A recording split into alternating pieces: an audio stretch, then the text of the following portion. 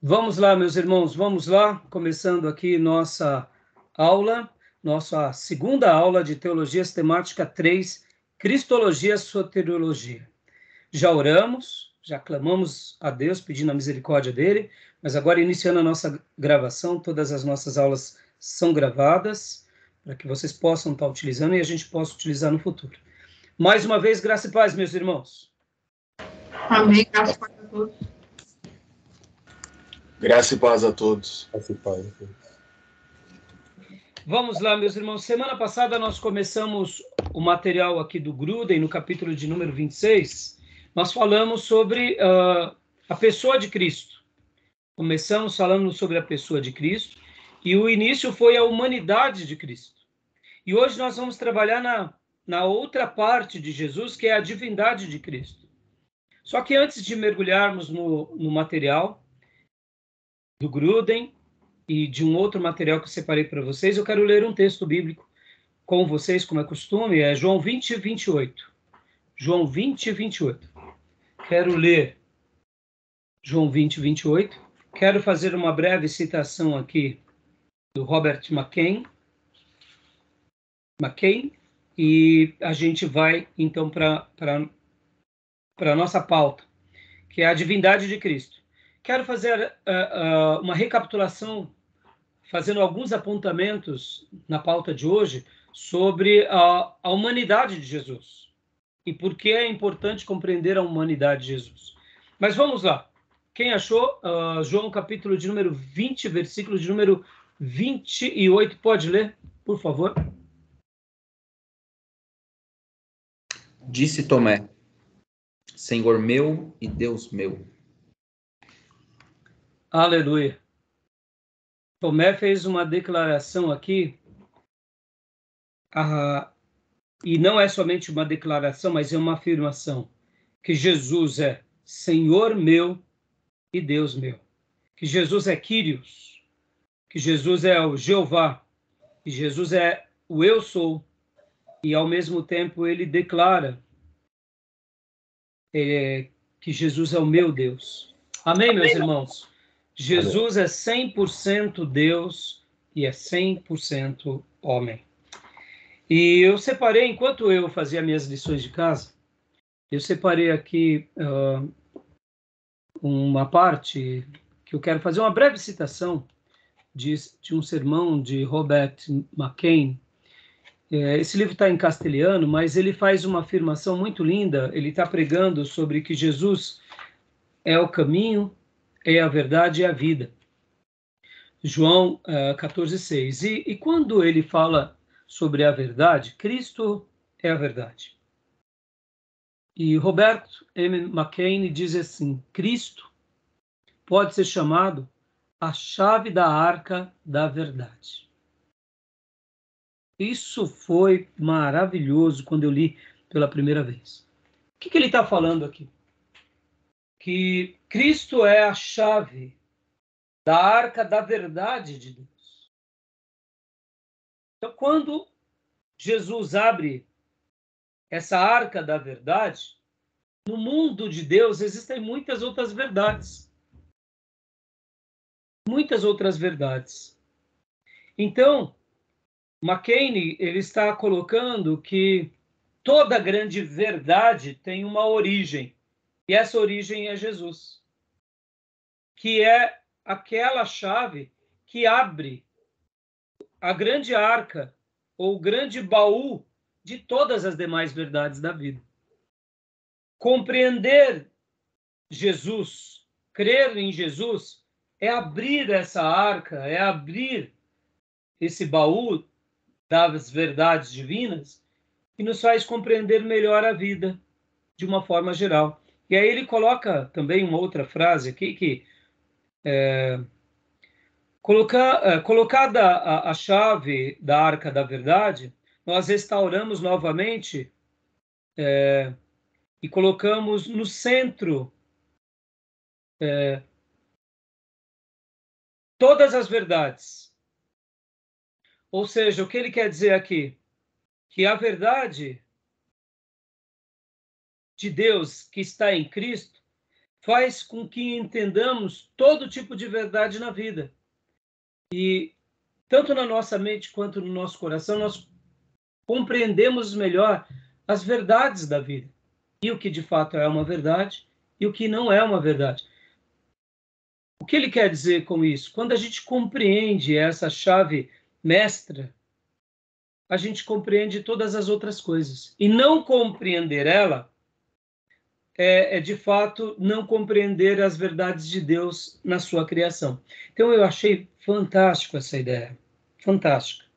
Né? Eu não sei o que vocês acharam ao ouvir, mas eu queria deixar para vocês essa breve meditação, porque Tomé faz uma declaração, que Jesus é o Senhor dele e é o Deus dele.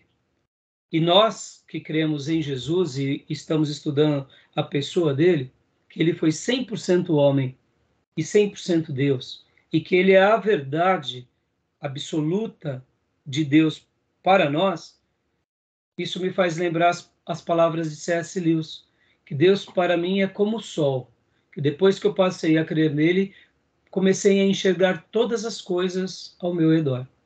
Compreender a verdade de Deus é compreender a verdade da vida, a real verdade de Deus. Tá bom, meus irmãos? Tudo bem? Compreenderam? Sim, verdade axiomática, né? Muito boa. É isso mesmo, Júnior. Porque muitas vezes, irmãos, nós vamos dizer assim, né? Existem muitas verdades na vida, mas todas essas verdades da vida não se comparam à grande verdade de Deus, que é Jesus. Mas quando entendemos a verdade de Deus, que é Jesus, todas as demais só se potencializam, não é verdade? Tá bom? Querem fazer algum comentário?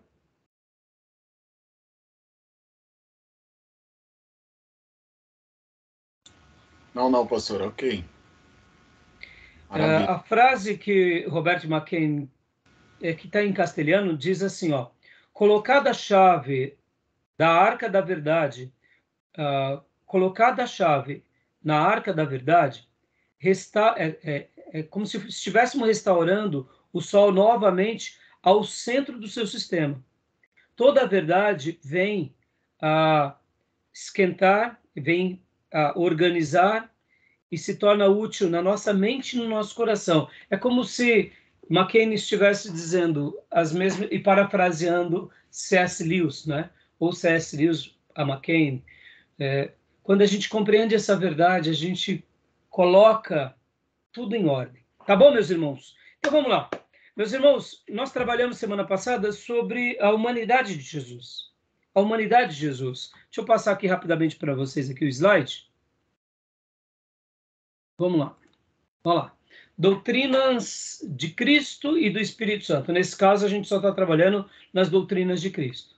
Então, nós falamos como Jesus pode ser plenamente Deus e plenamente homem e ainda assim ser uma pessoa.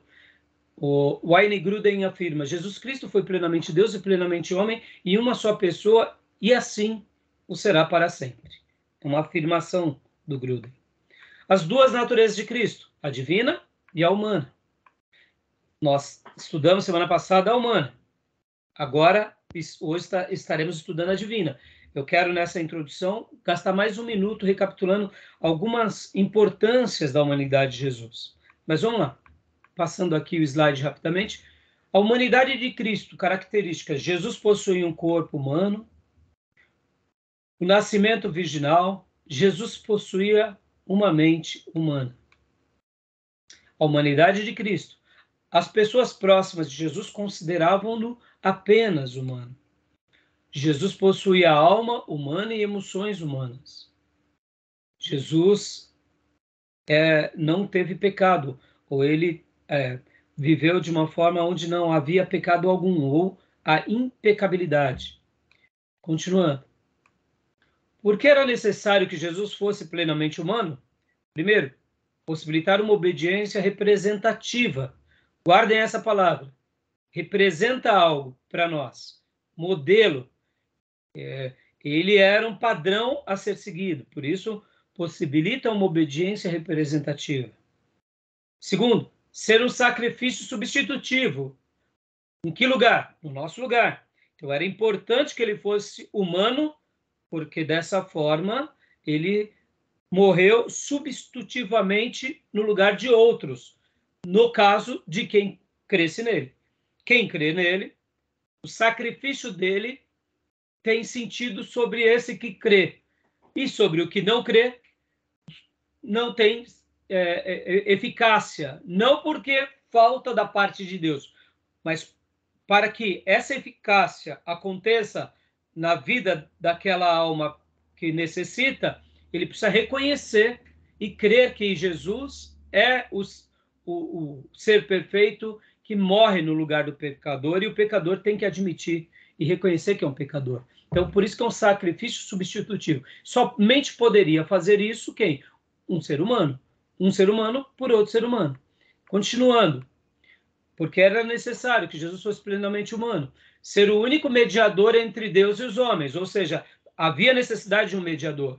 Quarto lugar, cumprir o propósito original do homem de dominar a criação. Ou seja, quando Deus cria Adão e Eva, Deus dá o governo de todas as coisas. Por causa do pecado, o homem e a mulher entregou esse governo nas mãos de Satanás. Por isso que o diabo sempre governou sobre esse mundo caído, porque ele tem domínio sobre aqueles que vivem no pecado. Por essa razão, quando nós deixamos de pecar e nos arrependemos a Cristo, nós restauramos o senhorio de Cristo sobre nós. Logo, o poder das trevas perde toda a atuação e agora é o poder divino que nos governa. Mesmo sabendo que o governo divino está sobre o governo caído, mas Deus permite com que aqueles que vivam no pecado sofram o governo do erro sobre eles. Por isso que a Bíblia vai ensinar que esses que estão no erro estão sobre a vida, como a palavra de Deus diz, né? Uma vida de engano, estão debaixo do seu próprio erro. Quinto lugar, ser o nosso exemplo e padrão na vida. Além de tudo, Jesus é o nosso grande exemplo, ético, moral, social e etc. e tal. Continuando aqui, Jesus, o Deus homem, Jesus será um homem para sempre. E hoje a gente vai entrar agora na divindade de Cristo. A encarnação foi um ato pelo qual Deus Filho assumiu a natureza humana. Ou seja, a gente vai estar falando hoje sobre a divindade, então vou dar uma pausa aqui no grupo, no slide. Mas agora voltando, para a gente fazer uma breve recapitulação, e eu fiz aqui várias anotações, e eu quero passar para vocês. A importância da humanidade de Jesus. Guardem isso. Somente pela humanidade de Jesus foi possível a restauração do segundo Adão. Sem a humanidade, o segundo Adão não existiria. Então, aquilo que Paulo chama de segundo Adão só é possível pela humanidade. A humanidade de Jesus também, como a gente viu nos slides, nas afirmações, ele é o nosso modelo humano em todos os sentidos. O que eu queria destacar agora aqui com vocês? Por que estudar sobre a humanidade de Jesus é importante? Porque quando nós pensamos em Jesus, nós temos, de uma forma geral, aquela ideia sobre o Jesus divino, que é o nosso Salvador, é o nosso Senhor, é o nosso Deus, como lemos agora na declaração de Tomé. Senhor meu e Deus meu. Todas as vezes que nós oramos para Jesus e oramos em nome de Jesus, nós sabemos que ele é Deus. Não é assim? Não destaca para nós o Deus, Jesus divino o tempo todo? Não é assim, irmãos? Vamos fazer um apontamento aqui. Na prática do dia a dia, o Jesus divino, ele está muito saliente diante de nós. Pode ver, nós clamamos, Jesus, tenha misericórdia. Senhor, me cobre com teu sangue. Senhor, expulsa o mal. Não é assim que nós fazemos? Eu diria que, na prática cristã, de um ministro, de um cristão, nós invocamos o Jesus divino o tempo todo. Mas sejamos honestos, nós lembramos do Jesus humano o tempo todo? Claro que não. Não. Não. É porque nossa referência é sempre do socorro como Deus, né? Socorro dele, porque um homem vai nos socorrer, ele não vai ter esse potencial. Então, nós, como pobres miseráveis, a gente lembra logo, ó Senhor Jesus, nos livra. Por quê? Pela grandeza dele, né? Exato, é a prática, é uma coisa involuntária, né? Mas olha só olha, por que eu falei que eu gostaria de fazer alguns apontamentos bem rápido aqui com vocês? Porque ele é o nosso modelo humano em todos os sentidos. O que eu quero dizer com isso?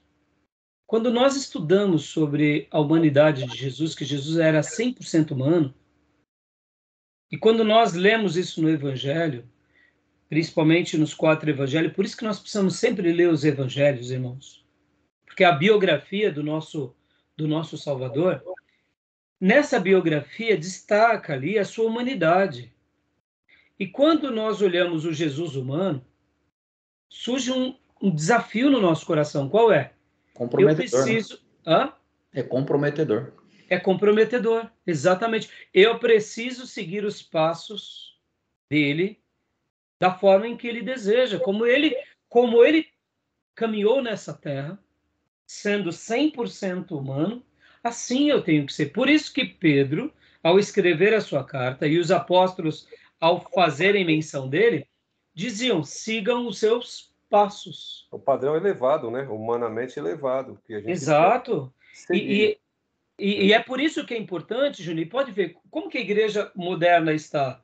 A igreja moderna, ela é fraca de comportamento de Jesus.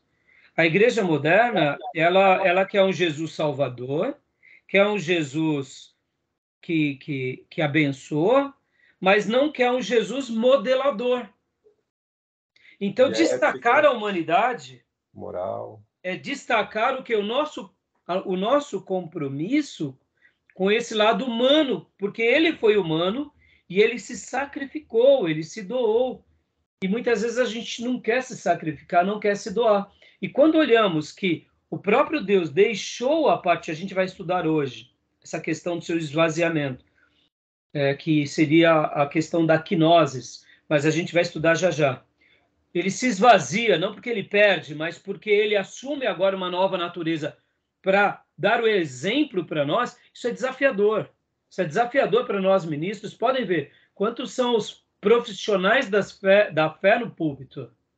Hoje nós temos, assim, no púlpito, uma crescente de profissionais ministros profissionais, prega bem, ensina bem, ou seja, mas quando a gente vai ver, são bons oradores, mas péssimos cristãos. Mas como combina isso? É por causa dessa ideia.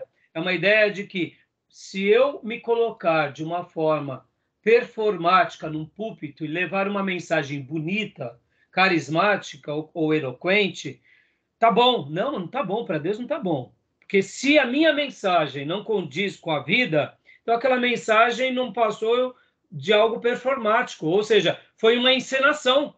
Hoje, retórica, né? Hoje nós somos nós somos excelentes na retórica, mas nós deveríamos ser o oposto, nós deveríamos ser excelentes na vida e a retórica é um presente. Então, eu vou trabalhar bastante essa ideia em teologia pastoral, mas não é o assunto. Mas o que eu quero hoje destacar aqui, fazendo essa recapitulação da importância da humanidade, é isso. Jesus é o nosso modelo a ser seguido. Bom, olha só que interessante, ainda comentando.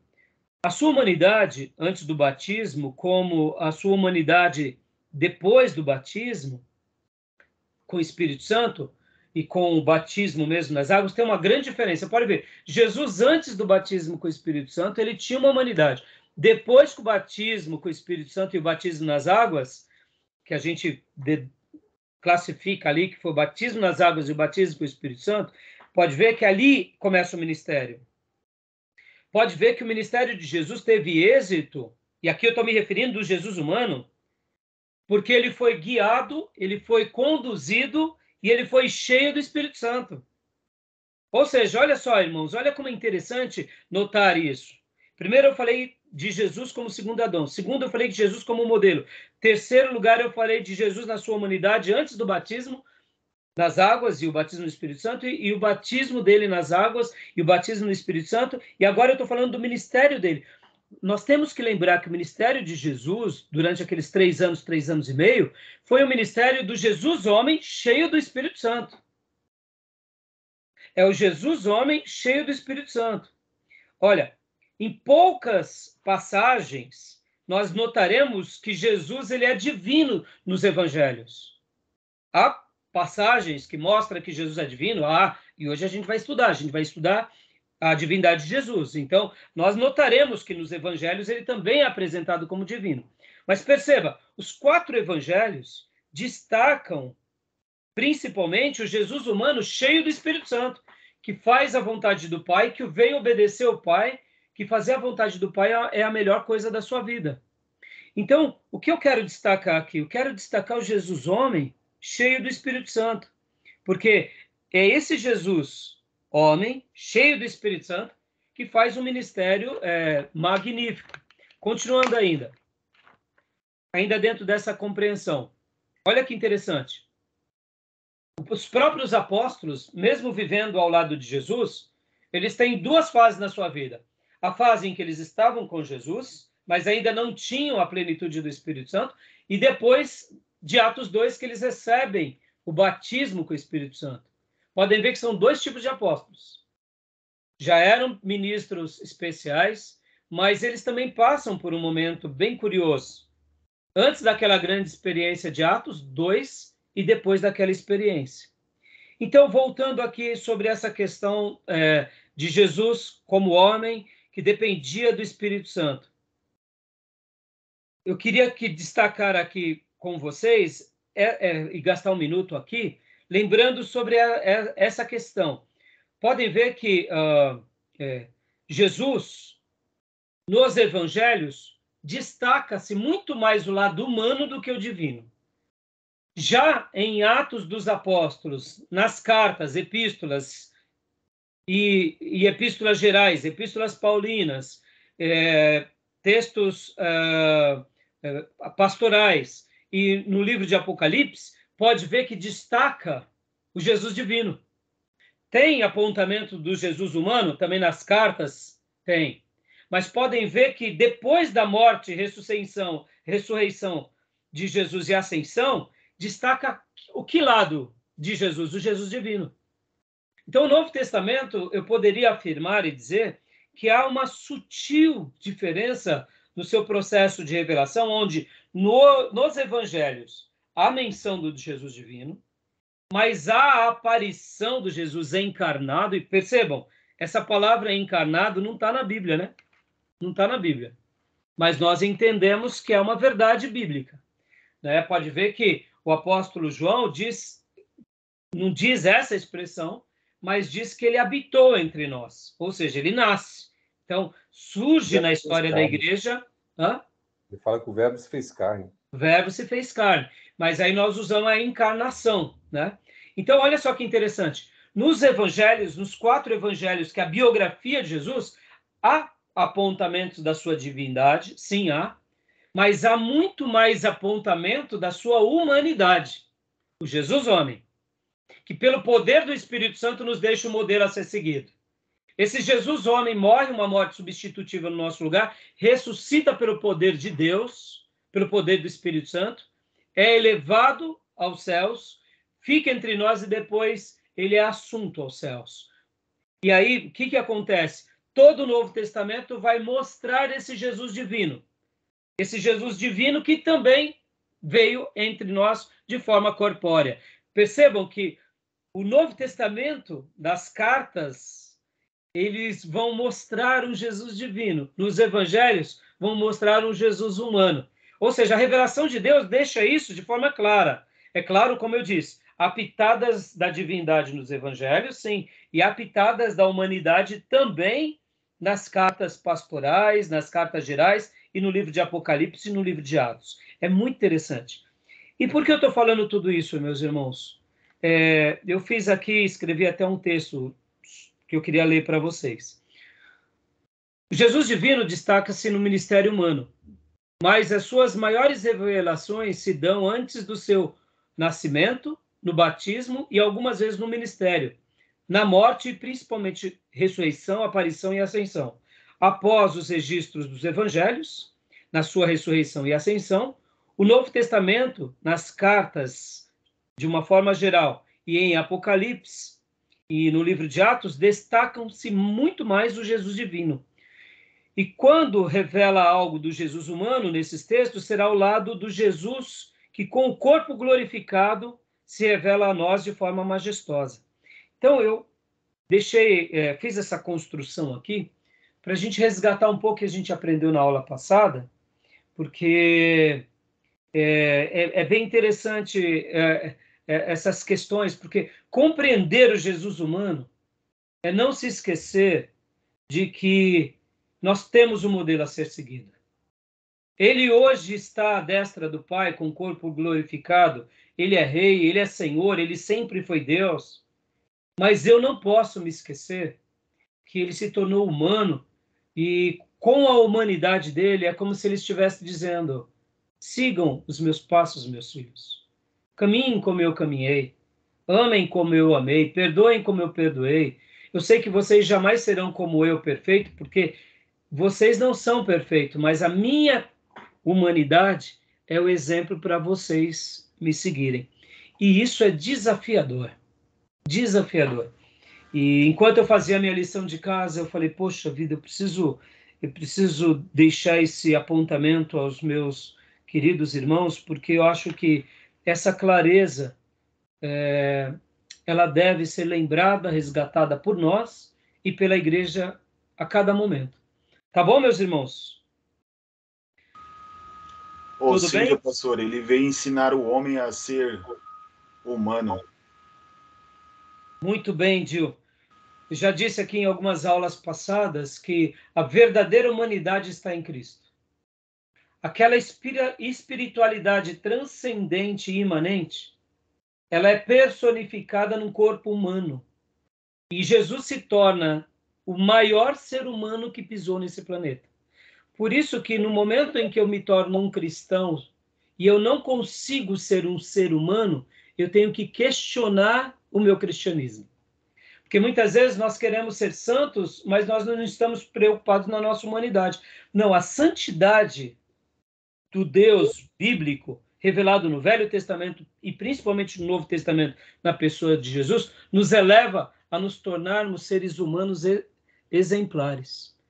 É uma caminhada que a gente tem que escolher seguir. Pode ver que a gente muitas vezes desassocia. Não, eu sou tão transcendente que eu fico dentro da igreja, eu não me misturo com esse pecador, o problema é deles, eles que vão para os quintos dos infernos. Nós não temos empatia, compaixão, e isso está errado, porque a verdadeira espiritualidade da Bíblia nos eleva a essa humanidade, Gil. Muito obrigado por você relembrar. Entendeu? Pode ver, Jesus era um ser humano extraordinário. Ele era divino, era espirituoso e era um ser humano extraordinário, né? Joia, meus irmãos, querem fazer mais alguns apontamentos? Mas a vantagem de Jesus, o exercício como humano de nós, é porque nós já herdamos o pecado de Adão, né? Então, para a gente fica muito complicado a gente buscar um alto padrão elevado moral, ético, porque o pecado sempre, Paulo falou que tão perto nos rodeia. A gente está sempre nessa luta, né?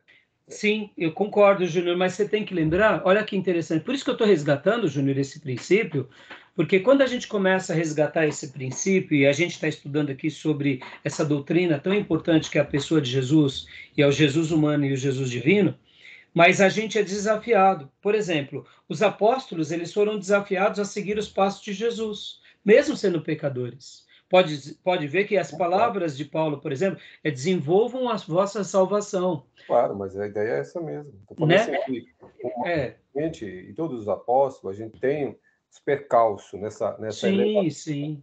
né? Não tenha dúvida. Não tem como a gente comparar a nossa vida com a dele. Isso jamais. Mas você concorda, Júnior, que a gente baixa a régua? A gente não costuma baixar a régua? Sim. Tipo assim, Jesus é Jesus, os apóstolos são os apóstolos, nós somos nós, a igreja do século XX. E é importante a gente elevar a régua, né? Olhando assim, não, o que eu tenho que fazer para o meu Deus? Como eu posso melhorar, né?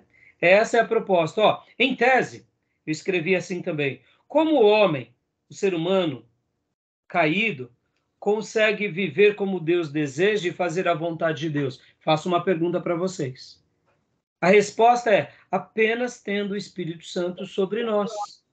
Logo, sendo um salvo, redimido, nascido de novo e obediente ao Evangelho. Pode ver que quando nós realmente nos entregamos a Cristo de todo o coração, anulamos a nossa vida para viver a vida dele, nós recebemos o Espírito Santo, e esse Espírito Santo agora começa a gerar o que em nós? Fruto. E aí a gente eleva a régua.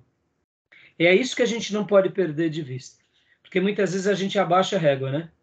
Porque eu sei que o mal que não quero fazer, esse faço. O bem não faço. Paulo mesmo vai mencionar que essa é a nossa luta. Mas tem horas que nós acabamos olhando muito para a nossa humanidade e esquecemos que ele é o nosso grande modelo sobre tudo. Tá bom, meus irmãos? Então eu quis fazer esse apontamento aqui porque eu achei muito legal essa ideia, sabe? Jesus humano remete à ideia do modelo que precisamos seguir a vida toda para sempre. E o Jesus divino remete à ideia do modelo que precisamos ter a ele para o adorar e o seguir, e o obedecer, porque ele é divino. Então, o humano, eu sigo os passos. E o divino, eu adoro e creio. Não que o humano eu não vou adorá-lo, mas o humano, além de adorá-lo, o Jesus humano, eu sigo os passos. Já o Jesus divino, eu creio, eu adoro, eu sirvo, mas eu quis fracionar aqui, não com o intuito de dividir a pessoa dele, mas mostrar que ele tem essas duas naturezas. Nós não temos essas duas naturezas, mas com essas duas naturezas, ele nos enriquece, porque a revelação bíblica nos presenteou com ela. Tá bom? Tudo bem? Querem fazer mais algum apontamento? Querem fazer mais alguma pergunta? Tudo bem, minhas irmãs? Meus irmãos? Joia? Então vamos lá, meus irmãos, agora para a divindade de Jesus. Vamos lá. Vamos lá para o slide. Vamos para o slide e abram o livro-texto de vocês também. Na página 447, ou no item B da nova edição, que está como a divindade de Cristo, tá bom? E vamos ler a divindade de Cristo. A encarnação foi o ato pelo qual Deus Filho assumiu a natureza humana. Glória a Deus. Quem quer ler para nós, por gentileza? Posso ler? Por favor, pastor. As provas bíblicas da divindade de Cristo. A palavra Deus, Theos, atribuída a Cristo, nos textos mencionados aqui. A palavra Senhor, que Kyrios, atribuída a Cristo, também nos textos citados aqui. Então, aqui no primeiro ponto, olha só, quais são as provas de que Jesus é Deus? Vamos lá, vamos ler alguns versículos. Maísa, leia para nós João 1:1 e Júnior, Mateus 13:27, por gentileza. E aqui no livro-texto, o livro começa na página 447, no item B, a divindade de Cristo. Para completar o ensino bíblico acerca de Jesus, precisamos declarar não só que ele era plenamente humano, mas também plenamente divino. Embora a palavra não ocorra de maneira explícita na Bíblia, a igreja tem empregado o termo encarnação para referir ao fato de que Jesus era Deus em carne humana. A encarnação foi o ato pelo qual Deus Filho assumiu a natureza humana. A comprovação bíblica da divindade de Cristo é bem ampla no Novo Testamento. Vamos examiná-la sobre várias categorias. Irmãos, o Novo Testamento vai trabalhar sobre a divindade de Jesus? Vai. Os evangelhos vão, principalmente o evangelho de João, que é o evangelho que destaca o lado divino. Ele vai destacar. João, por exemplo, é o evangelho diferente dos três sinóticos, que é Marcos, Mateus e Lucas, que destacam mais o lado humano. O evangelho de João destaca o lado divino, assim como outras passagens do Novo Testamento e dos evangelhos. E, como eu disse, quando lemos os evangelhos, é notável que o lado humano está ali mais presente, porque Jesus nasce, né? Jesus cresce, Jesus é batizado por João, Jesus come, Jesus dorme, Jesus vai de uma cidade, vai para outra, ele caminha, ele foge dos perseguidores, ou seja, ele dialoga com a sua família, é criticado pelos seus irmãos. Quem está fazendo isso tudo é o Jesus humano. O Jesus divino está presente? Estará, a gente vai ver. Mas quando eu fiz o meu apontamento há pouco, é porque, lendo os evangelhos, isso é marcante. Até mesmo o evangelho de João. Logo depois do capítulo 1, a gente vai ver Jesus ali conversando, Jesus falando com Ananias, falando com Felipe, falando com Pedro, falando com João Batista, ou seja, é o Jesus humano. Então, a gente precisa ver o Jesus humano e o Jesus divino. E aqui a gente vai ver essas alegações sobre o Jesus divino, né? E essa palavra theos, que é atribuída a Deus, que no grego, ela está com muita ênfase nas passagens bíblicas. Pode ler para nós, por gentileza? Maísa, João 1:1, né?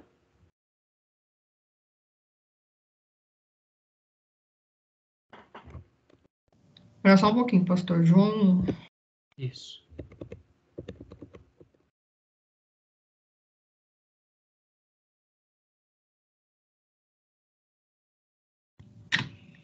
No princípio era aquele que é a palavra. Ele estava com Deus e era Deus. Pode ler também o 1:18, filha.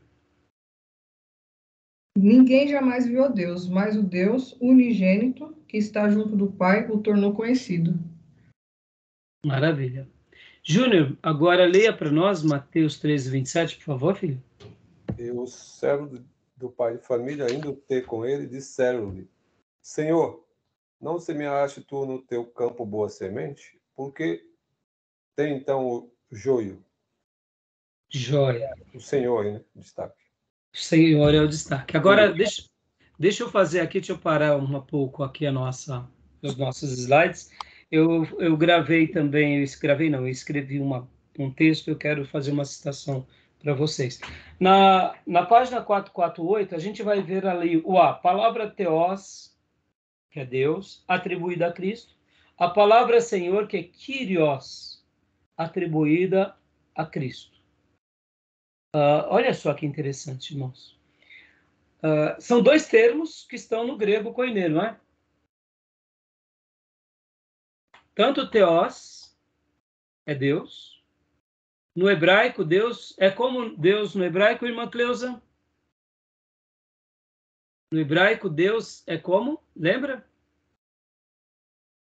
Deus.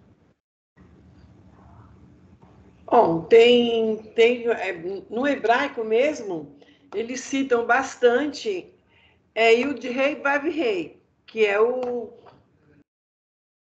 tetragrama, e é Elohim. Isso, Elohim, ótimo. Elohim.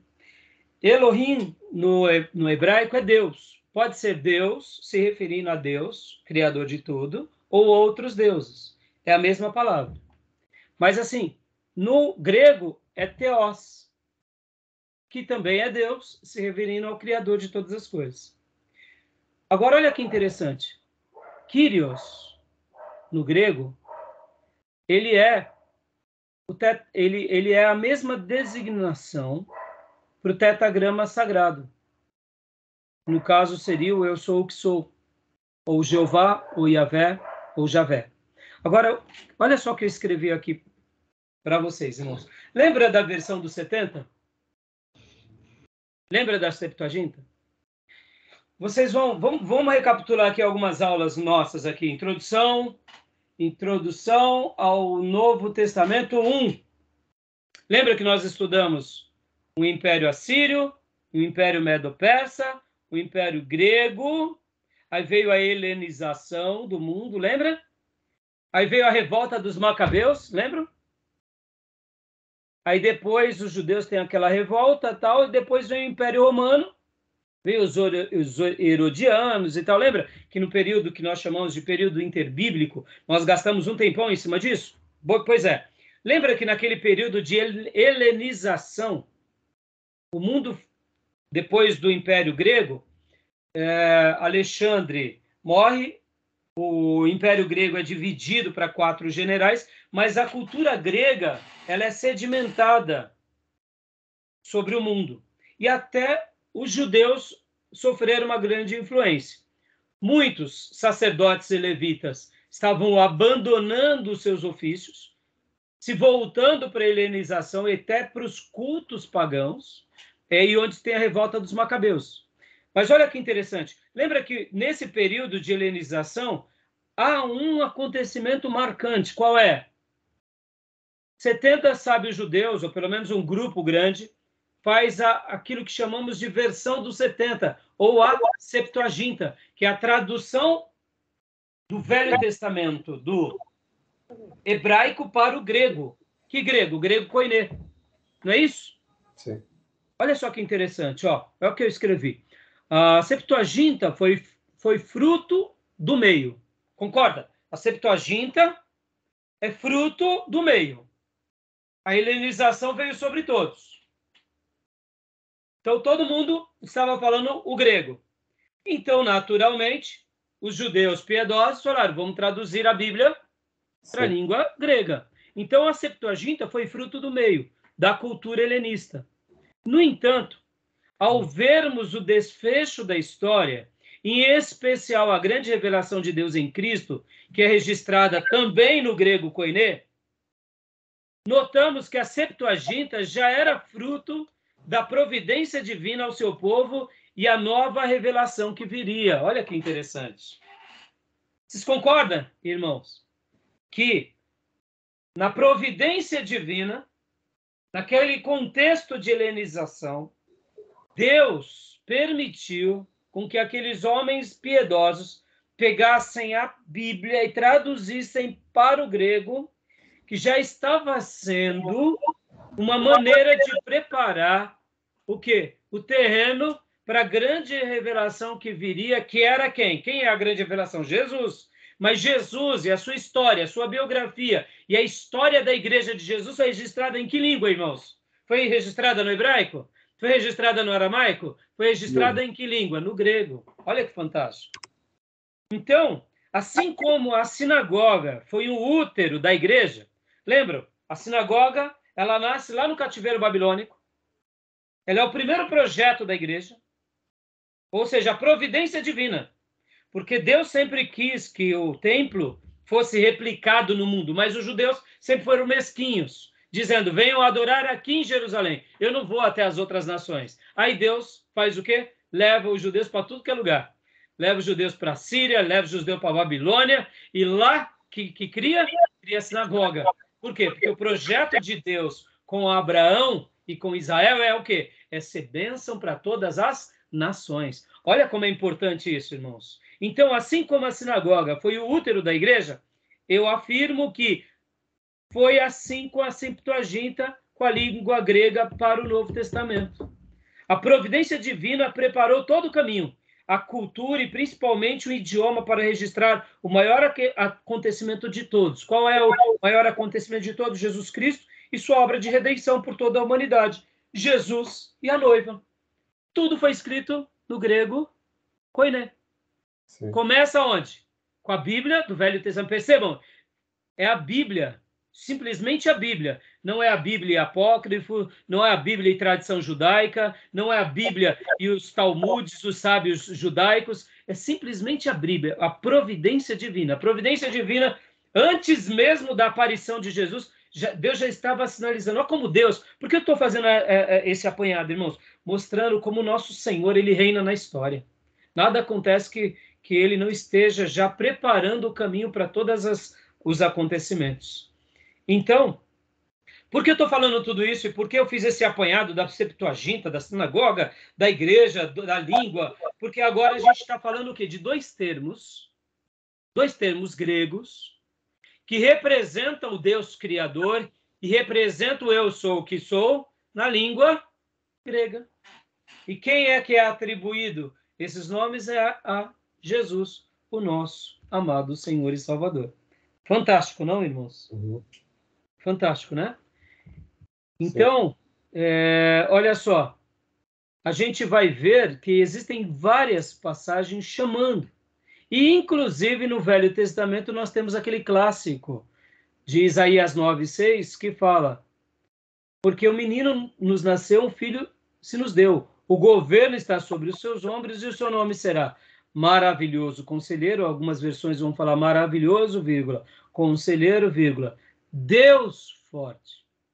Deus Forte aqui já era um prenúncio de que o Messias seria Deus, ou seria Theos. Então, tanto o Novo Testamento trabalha que Jesus é Deus, é divino, como o Velho Testamento, fazendo menção de Jesus, já dizia que ele seria Deus Forte. Eu gosto muito das versões que dão as definições como maravilhoso, vírgula, conselheiro, vírgula, Deus Forte, vírgula, Pai da eternidade, vírgula, Príncipe da paz. Mas, segundo alguns linguistas, maravilhoso conselheiro é uma leitura mais adequada. Eu, como não sou linguista, então eu deixo essa tarefa para os linguistas.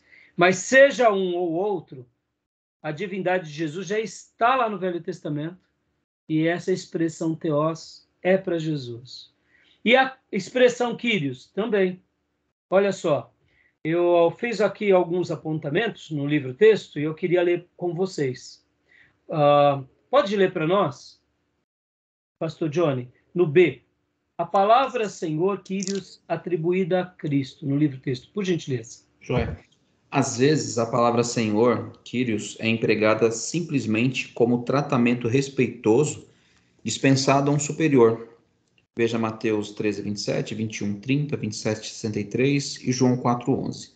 Às vezes, pode simplesmente significar patrão de um servo ou escravo, como Mateus 6:24, 21:40. Ainda assim, a mesma palavra é também empregada na Septuaginta, a tradução grega do Antigo Testamento, de uso comum na época de Cristo, como uma tradução do hebraico, o tetagrama, Javé, ou conforme traduzido com frequência, o Senhor ou Jeová. Dá uma pausa, pastor, por favor. Agora prestem bastante atenção, irmãos, nessa frase que vai vir no livro-texto a partir de agora. Ó. Por gentileza, pastor, leia para nós. A palavra Kyrios é empregada para traduzir o nome do Senhor 6.814 vezes no Antigo Testamento grego. Dá uma pausa, pastor. Okay. Olha só, quando falava Senhor, tetragrama sagrado, era colocado como Kyrios. Kyrios. Quando Jesus é chamado de Kyrios no Novo Testamento, o que Deus estava ensinando para a sua igreja, para o povo judeu, para os rabinos, para os sábios judeus e para os gentios? Jesus é o Senhor. Jesus é Jeová. Isso era mais do que claro. Porque a cultura helênica já tinha sido estabelecida há alguns séculos entre todos, judeus e gentios. E esse termo, mesmo que algumas vezes poderia ser tratado para se referir a um tratamento respeitoso ou a um patrão, mas quando se tratava de situações religiosas, geralmente se tratava dando o devido valor. E lembra que eu falei no texto que eu escrevi e citei para vocês? Na providência divina, a Septuaginta já estava preparando o coração de judeus e gentios para a grande manifestação e para a grande aparição do maior acontecimento da história. Quem é? Jesus. Kyrios, ou seja, o Senhor, ou Jeová. Fantástico, irmãos. Quando a gente começa a mergulhar no tempo e ver a correspondência, isso é fantástico. Olha que interessante, irmãos. A correspondência é o nome pessoal, né? Como? A correspondência é o nome pessoal, então, lá de Êxodo, né? Porque eu sou o que sou, na verdade, nunca chegaram na certeza absoluta do nome pessoal, né? Porque eles não pronunciavam. Mas assim, não deixava de ser pessoal, Júnior, porque pode ver que quando Deus diz para Moisés, olha, quando te perguntarem no nome de quem, houve uma certa pessoalidade mostrando, é o Deus dos teus antepassados, é o Deus de Abraão, de Isaac e de Jacó, é o Deus de Israel. Qual é o nome dele? Eu sou o que sou. Houve uma pessoalidade. Não deixou de ser. Mesmo não tendo essa clareza como um nome próprio, né? Por exemplo, como Jesus, mas não deixava de ser. Eles tinham o zelo de não ficar falando pelo temor, mas não deixava de ter uma pessoalidade, entendeu, Júnior? Sim. Tinha uma pessoalidade. Não, né? Na verdade, aí, né? Como? Usavam um substitutivo aí, né? Kyrios. Ah, sim. Nesse caso, aqui já fica mais, vamos dizer assim, a correspondência acaba sendo mais pessoal.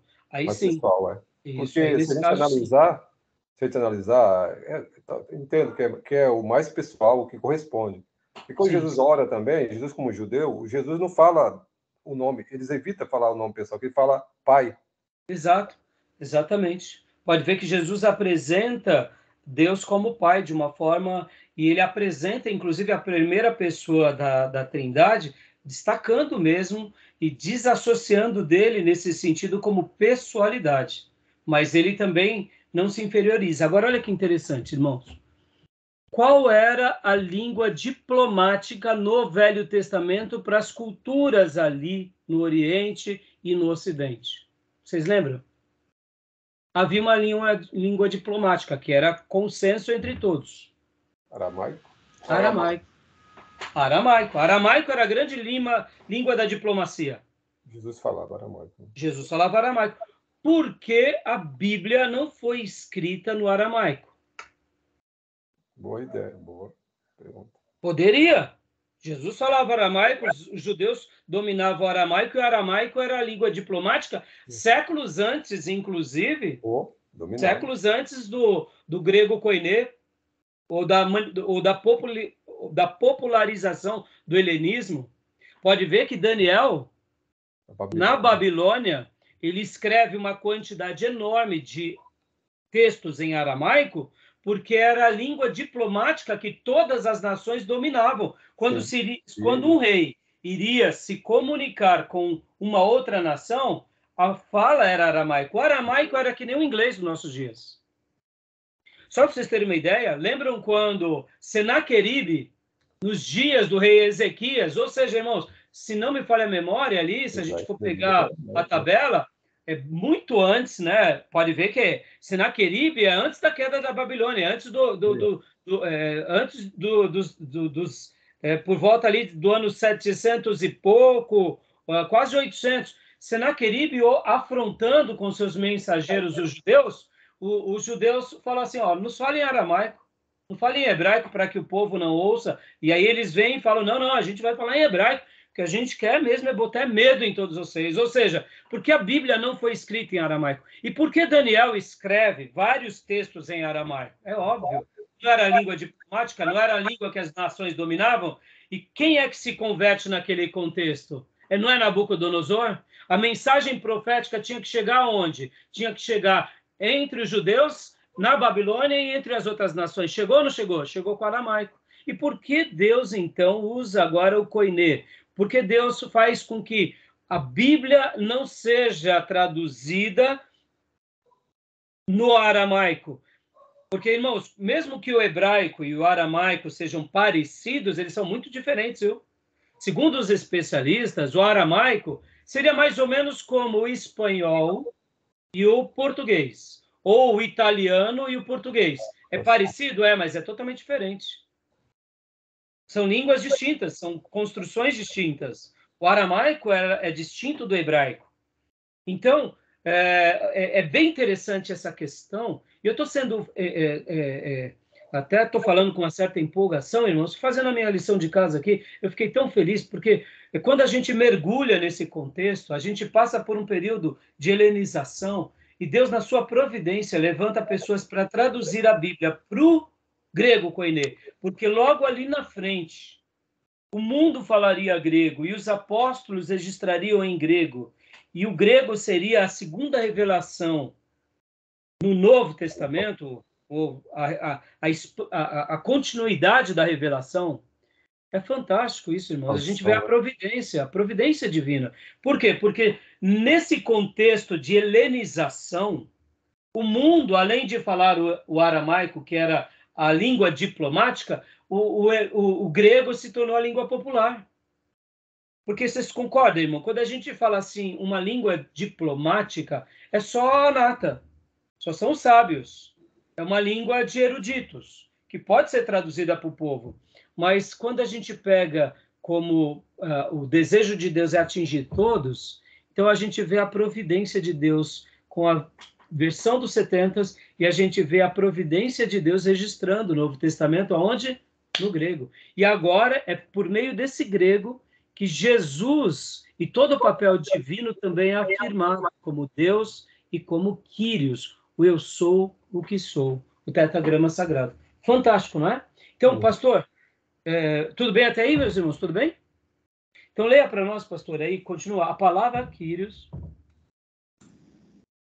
Joia. A palavra... Acho que a gente passou, né? Pode ler de novo, por favor. Legal. A palavra Kyrios é empregada para traduzir o nome do Senhor 6.814 vezes no Antigo Testamento grego. Assim, qualquer leitor grego da época do Novo Testamento que conhecesse um pouco do Antigo Testamento grego reconheceria que nos contextos apropriados a palavra Senhor era o nome do Criador e mantenedor do céu e da terra, o Deus onipotente. Ou seja, olha que coisa fantástica, irmãos. Aonde chegava um texto do Novo Testamento, em grego, e que as pessoas liam, era notório e notável que Jesus Cristo, ele era o Criador, o mantenedor do céu e da terra, o Deus onipotente. Isso era consenso. Por isso que... As pessoas foram catequizadas, né? Oi? Quase que de modo natural as pessoas foram... Exatamente, por causa da revelação. É aquela questão, a Bíblia, por si só, já é ela é autoexplicativa. Podem ver que no começo da igreja primitiva, essas discussões quase não existiam. Podem ver que surgem os judaizantes querendo acrescentar algo à obra da expiação, mas vem Paulo e já bota uma pá de cal. Vem a ideia gnóstica e vem João e bota outra pá de cal, acabou. A igreja não tinha discussão sobre isso, porque era claro e notório. Continua para nós, pastor, esse outro parágrafo, por gentileza. Ora, há muitos casos no Novo Testamento em que Senhor é empregado em referência a Cristo e só pode ser compreendido nesse sentido veterotestamentário denso. O Senhor, que é Javé ou o próprio Deus. Esse emprego da palavra Senhor é bem contundente na palavra do anjo aos pastores de Belém. Abre aspas, hoje vos nasceu na cidade de Davi o Salvador, que é Cristo, o Senhor. Fecha aspas, Lucas 2:11. Embora essas palavras não sejam familiares pela leitura frequente da história de Natal, precisamos perceber como seria surpreendente para qualquer judeu no primeiro século ouvir que algum recém-nascido era o Cristo, o Messias. E além disso, que esse Messias era também o Senhor, ou seja, o próprio Senhor Deus. O significado surpreendente da declaração do anjo, que os pastores tiveram dificuldade em acreditar, equivalia em essência a dizer, abre aspas, hoje em Belém nasceu uma criança que é o vosso Salvador e o vosso Messias, e também o próprio Deus. Fecha aspas. Não é de estranhar que todos os que ouviram se admiraram das coisas referidas pelos pastores. Lucas 2:18. Fantástico isso, não, irmãos? E era isso, era claro e notório. Por isso que eles diziam, mas ele é Deus? Como? Deus? Por isso que trazia espanto por parte de quem recebia a informação. Quando Ana faz aquela declaração no templo, e Simeão também, houve espanto. Assim como também aqui um pouco para frente, quando João Batista começava a pregar, na próxima página, ó, vejamos outro exemplo, quando Mateus diz que João Batista é o que clama no deserto, preparai o caminho do Senhor, endireitai as suas veredas, Mateus 3:3. Ao fazê-lo, João está citando Isaías 43, que fala do próprio Senhor Deus chegando para o meio do seu povo. Ou seja, era claro, era notório. Por isso que trazia tanta indignação para os líderes religiosos. Não é possível que porque esse profeta João está falando algo que nós, judeus, não validamos. Não é possível que agora apareceu aquele que pelo qual João pregou, que ele seja, porque ele está indo contra o status quo religioso. E o povo amando tanto João quanto Jesus. E por essa razão tinha essa indignação. E quando Jesus faz as citações, como aqui o próprio autor vai mencionar, quando Jesus cita o Salmo 110, 1, quando Jesus disse o Senhor ao meu Senhor, assenta-te à minha direita, até que eu ponha os teus inimigos debaixo dos teus pés, Mateus 22, 44, o significado dessa frase é: Deus Pai disse a Deus Filho, o Senhor de Davi, assenta-te à minha direita. Os fariseus sabem que ele está falando de si mesmo e se identificando como alguém digno do título veterotestamentário Kyrios, ou seja, Senhor, porque era de consenso entre os judeus, porque eles tinham a Septuaginta, tinham a Bíblia no hebraico, mas também tinham a Septuaginta, ou seja, eles ficavam enfurecidos, né? Então é muito interessante. Podem ver que Paulo também vai dizer que só há um Deus, o Pai, de quem são todas as coisas e para quem existimos, e um só Senhor, um só Kyrios, Jesus Cristo, pelo qual são todas as coisas, e nós também por ele. 1 Coríntios 8, 6, conforme também 12, 13. E aí, irmãos, os textos vão sendo assim, abundante, né? Hebreus vai mostrar a mesma coisa. No princípio, o Senhor lançaste os fundamentos da terra, ou seja, Kyrios, e aí depois vai mostrar sobre Jesus, isso está em Hebreus 1, 10 ao 12, e lá em Apocalipse 19, 16, também falando sobre Jesus, que diz que no seu manto e na sua coxa um nome escrito, Rei dos Reis e Senhor dos Senhores, Kyrio dos Kyrios, né? Então, é importante a gente destacar isso aqui. Tá bom, meus irmãos? É muito lindo isso, como o pastor Johnny disse, o Novo Testamento, somente de ter sido codificado, escrito pelos apóstolos e divulgado, quando alguém lia, ou ele admitia, não, sim, Jesus é o Senhor, ou não, ou ele negava. Podem ver que isso trouxe tanta indignação até para quem? Para os imperadores romanos. Quem é Senhor? Lembram dessa expressão? Lembra que o Império Romano e o Imperador Romano, num dado momento da história, eles se autodivinizam. Se a gente pudesse dizer, não sei se existe essa expressão, eles se tornam quase que seres divinos, adorados, e eles se consideram o Senhor de tudo, porque a vida e a morte estavam sobre eles, e quando eles viram que existia alguém que recebia um título que era dado somente a eles, começam perseguições. Percebam que até entre os romanos, ou seja, era tão claro que Kyrios era um título de divindade que remetia ao eu sou do Velho Testamento, a Jeová, ou a uma divindade suprema entre os gentios, que não tinha como dizer que Jesus não era divino. Tá bom, meus irmãos? Tranquilo? Alguma dúvida? Alguma pergunta? Ô, pastor. Pois não. Quando houve a primeira vez que os discípulos, na verdade Pedro, ele reconheceu Jesus como Deus, né? Naquela passagem que ele fala, tu és o Cristo, o Filho do Deus vivo. Acredito que foi a primeira vez que ele foi reconhecido ali por um dos discípulos como Deus. Ali ele pronuncia essa palavra em grego,